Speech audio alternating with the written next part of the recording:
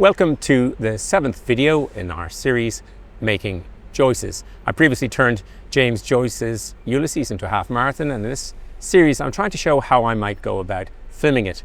Today we're in the heart of the Hibernian Metropolis on O'Connell Street, and we're going to look at episode 8 of Ulysses, Aeolus. In Greek mythology, keeper of the winds. So far we've been on the outskirts of Dublin. We've been to the Tower in Sandycove, we've been to Glasnevin. Bloom has wandered around a little bit. There's been few characters and they've largely been on the periphery in Dublin. In this particular episode, we're going to ramp it up a bit.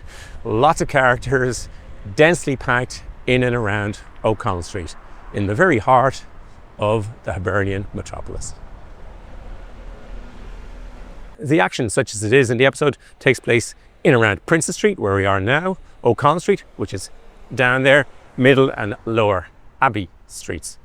The General Post Office, the GPO, is mentioned, and Nelson's Pillar, which is no longer here, is just over there on O'Connell Street. There's a lot of transport in this episode. People, porter, and postage are all mentioned in the very first page. The episode begins. In the heart of the Hibernian Metropolis, before Nelson's Pillar, trams slowed, shunted, changed trolley, started for Blackrock, Kingstown and Dalkey, Clonskee, Rathgarren Terranure, Palmerston Park and Upper Rathmines, Sandymount Green, Rathmines, Ringsend and Sandymount Tower, Harold's Cross. The Horse Dublin United Tramway Company's timekeeper bawled them off. Rathgarren Terranure, come on Sandymount Green. Right and left parallel, clanging, ringing, a double-decker and a single deck moved from their railheads, swerved to the down line, glided parallel. Start, Palmerston Park. The wearer of the crown. Under the porch of the General Post Office, shoeblacks called and polished. Parked in North Princes Street, His Majesty's Vermilion mail cars, bearing on their sides the royal initials ER, received loudly flung sacks of letters, postcards, letter cards, parcels, insured and paid for local, provincial, British and overseas delivery. Gentlemen of the press, gross-booted draymen rolled barrels dull-thudding out of Prince's stores and bumped them up on the brewery float.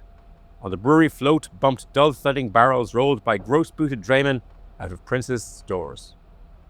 So far in Ulysses, each episode has had few characters. Bloom and Stephen appear in this episode, but they don't meet. Other characters from Dubliners appear, such as Lenihan. And as befits the heart of the city, there's lots of people, lots of movement, and it can be somewhat confusing. The time is noon and the episode centers on newspapers, in particular the Freeman's Journal. It's wind blown with lots of hot air. The episode has breezy headlines like "How a Great Daily Organ is Turned Out." Joyce loved a good pun and I can imagine him chuckling at that one.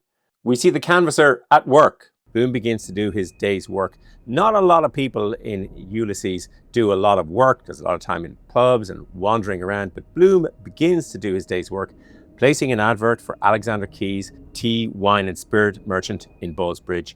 Now it's Paddy Cullen's and Mary Mac's pub. Speeches of all types are made in the episode. Stephen tells a story of two women on top of Nelson's Pillar, Pisgah, site of Palestine, parable of the plums. We'll read a little piece of it. Some column, that's what Wadler once said. That's new, Miles Crawford said. That's copy. Out for the Waxies Dargan. Two old trickies, what? But they're afraid the pillar will fall, Stephen went on. They see the roofs and argue about where the different churches are. Rathmines, Blue Dome, Adam Neves, St. Lawrence O'Toole's. But it makes them giddy to look up, so they pull up their skirts. Those slightly rambunctious females. Easy all, Miles Crawford said. No poetic license. We're in the Archdiocese here. I settled down on their striped petticoats, peering up the statue of the one-handled adulterer. One-handled adulterer, the professor cried. I like that. I see the idea. I see what you mean.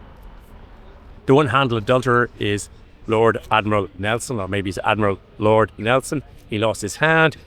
He had an affair with Lady Hamilton. He was one-handed, but his pose makes him look one-handled. Another one of Joyce's writing tricks. Nelson's Pillar was blown up in 1966 and it was replaced by Ian Ritchie's Spire of Dublin in the early 2000s. The run will start on the beach, but we will end up right in the heart of Dublin, here in the laneway between Middle Abbey Street and Princes Street.